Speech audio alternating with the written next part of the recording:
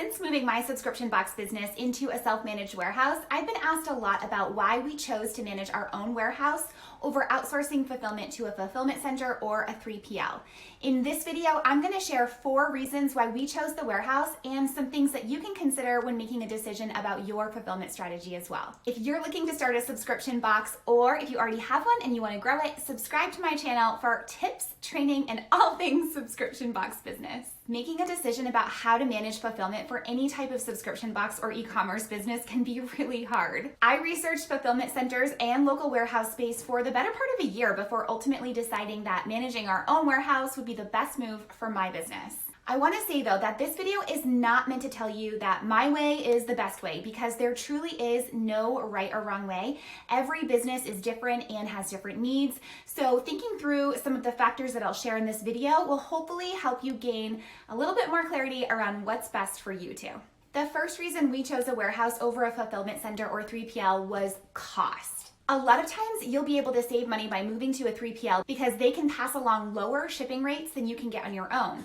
But for us, even with that savings, it was still more expensive overall because of what is called kitting fees. Kitting is when a fulfillment center has to prepare or repackage things that go above and beyond, or just kind of out of the scope of picking things off the shelf and putting it into a box. Let me show you an example. For our starter kits, the boxes have a custom insert and the products come in bulk, and they need to be assembled into the box insert before being shipped off to the customer. Another example is if you buy a product directly from a manufacturer in bulk that you want to have repackaged into your own brand or labeling. So say for example, you bought a generic pillowcase and you wanted a branded sticker placed on the plain package that it comes in, that would be an example of kitting.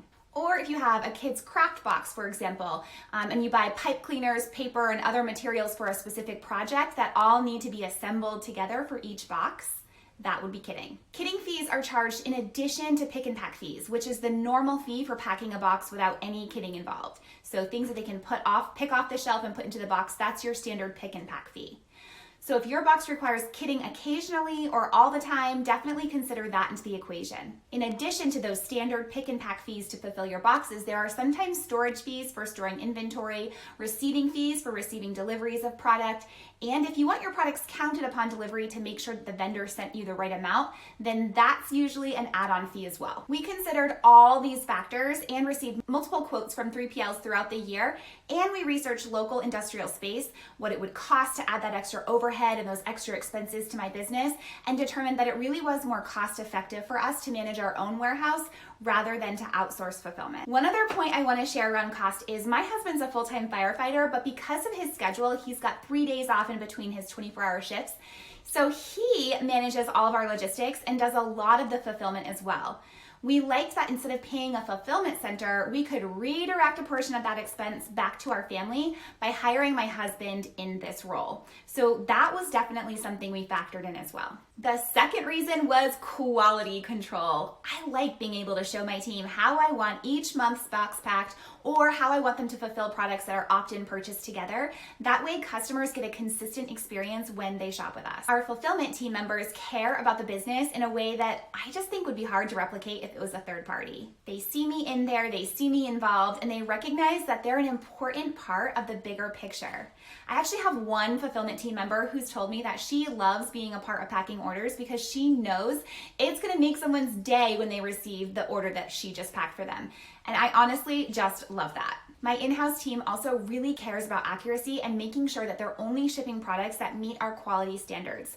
Sometimes an outer box may be damaged or a product may have a stain or a spot on it from the manufacturer, and they'll pull those out to make sure that no one receives anything like that. I've never outsourced my fulfillment to a third party, so I can't say this as fact, but in my opinion, I just think it would be really hard to replicate the kind of loyalty and investment that our in-house team has with a third party. But I'd love to know what you think. If you've used a 3PL, have you found that they're just as attentive to your fulfillment, accuracy, and quality as you were when you were doing it yourself or with your own fulfillment team members? Comment below and let me know. The third reason was contribution to our local economy. I love that my business remains local and that we can contribute in our own small way. So things like continuing to support our local post office. They're employing people from within our communities. By sending the volume of mail that we do through their center, it contributes to those jobs.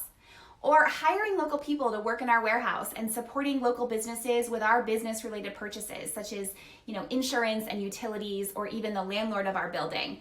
Those all have ripple effects to our local economy, and I just love the overall feeling of being a part of that community. Lastly, keeping it in-house gives us the opportunity to continue to surprise and delight our customers whenever we want to. We often add thank you notes to our military customers and fun extras if we know that one of our customers is hitting a milestone, such as being a subscriber for 12 months or something like that. Those personal touches are so important to me, and I love being able to continue to do that. So there you have it. Those are the top 4 reasons why we decided to move into our own warehouse over a 3PL. If you're looking for some packaging and fulfillment tips and tools, check out my other video where I share 9 of my favorites. If you like this video, hit that like button and be sure to subscribe. Thanks so much for watching, and I'll see you next time.